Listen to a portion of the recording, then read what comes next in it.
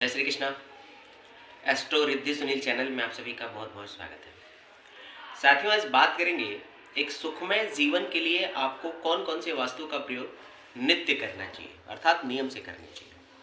कुछ वास्तु तो ऐसे होते हैं जो स्थायी हो जाते हैं, जैसे घर की दिशाएं, घर की खिड़कियां, घर का गेट।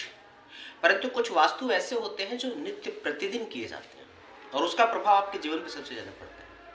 तो वो कौन कौन से वास्तु उपाय होते हैं जिनके द्वारा आप अपने जीवन को सुखी, संपन्न और पीसफुल बना सकते हैं, शांतिपूर्ण बना सकते हैं, बहुत सारे उपद्रवों को शांत कर सकते हैं। एक एक करके बात करते हैं। सबसे पहले तो अगर आप किसी भी घर में प्रवेश कर रहे हैं, चाहे अपना हो या किसी और का, और प्रवेश करते ही आपकी सांस तेजी से चलने लगे, अर्थात रेट बढ़ जाए, सांस का सामान्य से तीव्र हो जाए, घबराहट जैसा होने लगे, तो समझिए उस घर का वास्तु खराब है, पहली बात। और वास्तु खराब है तो फिर उस वास्तु को सही करने का प्रयास करना चाहिए।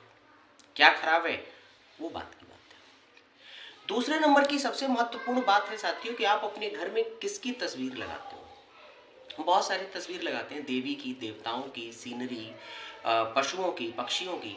उनका बहुत बड़ा महत्व और आपके जीवन पर प्रभाव पड़ता है। क्योंकि एक बात हमेशा याद रखिए साथियों, आप जो देखते हो ना और जो सुनते हो, उसका आपके जीवन पर सबसे ज्यादा प्रभाव पड़ता है। ये मस्तिष्क आपकी प्रत्येक देखी गई और सुनी गई चीज को मेमोराइज करता है और उसी के आधार पर आपको कमांड करता है, उसी के आधार पर आपकी चीजें आगे बढ़ती हैं। तो हमेशा हमें ऐसी चीजें ही देखनी चाहिए और सुननी चाहिए जो मस्तिष्क के द्वारा नकारात्मक कमांड न उत्पन्न करे। जैसे आप भगवान की पूजा करते हो, मान लीजिए आप माँ देवी दुर्गा माता की पूजा करते हो और दुर्गा माता की तस्वीर आपने लगा रखी है युद्ध करते हुए या मार काट करते हुए, वो ठीक नहीं है। आपको ऐसे देवी देवता की प्रतिमा अपने घर पे लगानी चाहिए जो प्रसन्न हो और आशीर्वाद देती हो। तो माँ दुर्गा की, माँ काली की, भगवान शंकर की ऐसी तस्वीर अपने घर में लगाइएगा पूजा स्थल पर, जो आशीष दे रही हो आपको सुखी और समृद्धि प्रदान कर रही हो। लड़ती हुई, मारती हुई, काटती हुई, प्रचंड उग्र रूप धारण की हुई प्रतिमा घर में न लगाएं। दूसरा नंबर की बात, जानवरों का भी प्रभाव। जैसे आपने घर में पशु पक्षियों की तस्वीर लगा रखी है, तो फिर ऐसे पशु पक्षी हो जो कहीं ना कहीं शुभ हो। जैसे हाथी की तस्वीर, देखिए पशु पक्षियों में भी, अब जैसे हाथी की तस्वीर लगाना तो बहुत ही शुभ है, वहीं अगर आप कौवे की तस्वीर अपने घर में लगाएं तो ये ठीक नहीं होता है। वैसे सामान्यतः लोग कौवे की तस्वीर लगाते भी नहीं है, लेकिन फिर भी सीनरियों में कौवे और भी प्रकार के पशु, लोमड़ी, इस प्रकार के पशुओं को हम शामिल कर लेते हैं। ऐसी तस्वीरें अपने घर में नहीं लगानी चाहिए। अच्छा, इन पशु पक्षियों की तस्वीरों को या फूल पत्ती वाली तस्वीरें आप लगाएं कहाँ पे। अब देखिए, अगर आपका बेडरूम है तो उसमें किसी भगवान या देवी देवता की तस्वीर तो नहीं लगानी चाहिए। और बेडरूम में तो इस चीज से बचना चाहिए कि किसी देवी देवता की तस्वीर आपने लगा रखी।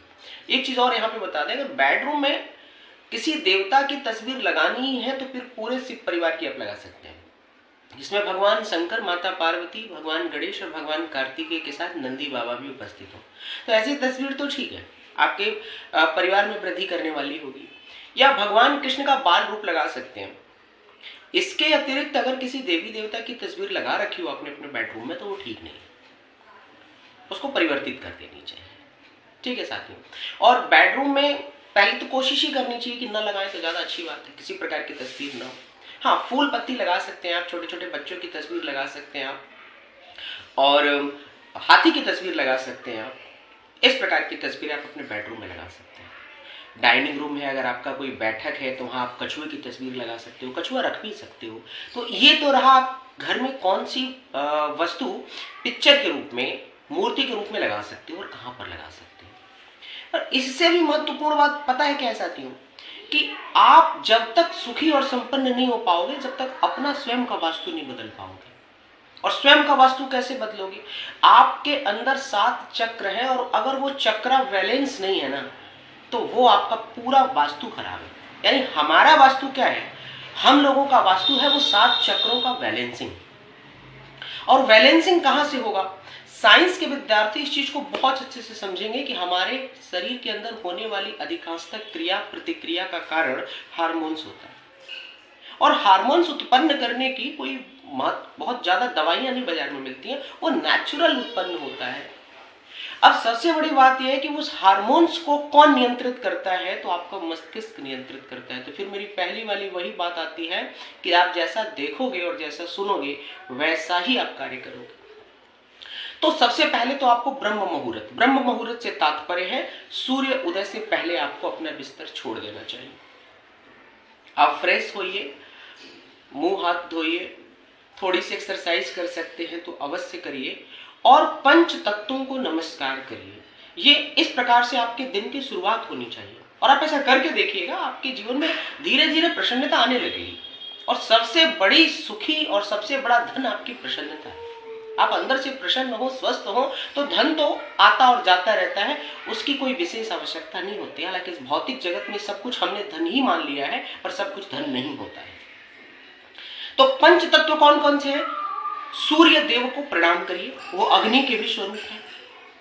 एक गिलास जल लीजिए और उसमें कुछ अच्छा बोल करके अपने आज के दिन को बहुत सुखी और संपन्न, इस प्रकार की चीजें बोल करके उस जल को पी लीजिए और जल को धन्यवाद दीजिए। तो ये दूसरा, पहला सूर्य देव अर्थात अग्नि को आपने नमस्कार किया, दूसरा जल देवता को नमस्कार किया, तीसरा अंतरिक्ष की तरफ दोनों हाथ उठाकर गर्दन ऊंचा करके उसे प्रणाम करिए, उसने आपको साध रखा है। धरती माता को प्रणाम करिए, तीव्र श्वास लीजिए बहुत गहरी और उसको धीरे धीरे श्वास को छोड़िए और फिर वायु देवता को नमस्कार करिए। तो ये तो हुई आपके दिन की शुरुआत। उसके बाद आप नित्य प्रतिदिन जैसा करते हैं, स्नान आदि करिए, पूजा पाठ करिए, नाश्ता करिए और ऑफिस के लिए जाइए। जीवन में धन्यवाद देना सीख लीजिए और जल्दीबाजी कभी मत करिए। आपके जीवन में मुसीबतें आती हैं, मुसीबतें किसके पास नहीं आती हैं, परंतु प्रत्येक मुसीबत उसके समक्ष घुटने टेक देती है जो शांत होता है, धैर्यवान होता है। जो उग्र होता है और बहुत जल्दी जल्दी कार्य करने का प्रयास करता है, मुसीबतों उसको लपेट लेती है। तो मुसीबतों के लपेटने से बचिए और रात्रि में सोते समय और प्रातःकाल बिस्तर को छोड़ने से पहले, ये जो समय सीमा है ना, इसमें 2 शब्द बोलिए। सोने जाएं तो अपने आप को बताइए कि आप इस संसार के सबसे सुखी प्रसन्न व्यक्ति हैं, आपको कोई रोग दोष नहीं है और आपका आने वाला जो कल है, जो सुबह होगी, वो बहुत उत्तम और आपके लिए प्रसन्नदायी होगी। और जब प्रातःकाल बिस्तर छोड़े ना, तब भी यही बात बोलिए और फिर अपने नाक पर ऐसे हाथ लगा करके सांस लीजिए और देखिए जो 2 आपके नॉस्ट्रिल्स है ना, किसमें से तेजी से सांस निकल रही है, इधर वाले में से कि इधर वाले में से, लेफ्ट या राइट। और जिधर ज्यादा तीव्र गति से सांस निकल रही हो, एक ही तरफ से निकलेगी। आप देखिएगा ऐसा करके, जिधर ज्यादा तीव्र गति से सांस निकल रही हो, वही वाला पैर सबसे पहले धरती पर रखिए, अपने बिस्तर के नीचे रखिए। और आप में से कुछ व्यक्ति इस वीडियो को देख रहे होंगे तो कह रहे होंगे कि अगर वो जमीन पर ही सोए तो क्या करें? तो भैया उसी दिशा की तरफ उठने का प्रयास करिए अगर आप जमीन पर सो रहे हैं फिर भी। तो इस प्रकार से आप करके देखिए, कुछ दिन करके देखिए और फिर आप देखेंगे कि आपका जो चक्र है ना, आपके जो चक्र है वो बैलेंस हो रहा है। और जब आप इंटरनल आपका वास्तु ठीक होने लगेगा तो फिर आउटर वाला आपका वास्तु तो ठीक हो जाएगा।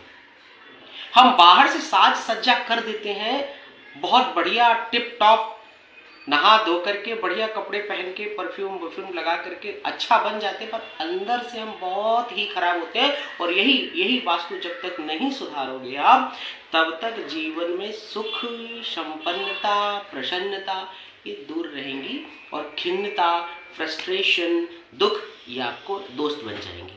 तो इनसे दोस्ती छोड़ करके उनसे दोस्ती करनी है और इसके लिए आंतरिक वास्तु का सुधार करना है। ठीक है, अच्छा देखिए, अच्छा सोचिए और जब अच्छा देखेंगे, अच्छा सोचेंगे, तो मान करके चलिए कि आपके साथ अच्छा ही हो। ठीक है साथी, तो आज के लिए इतना ही। नमस्कार, जय श्री कृष्ण।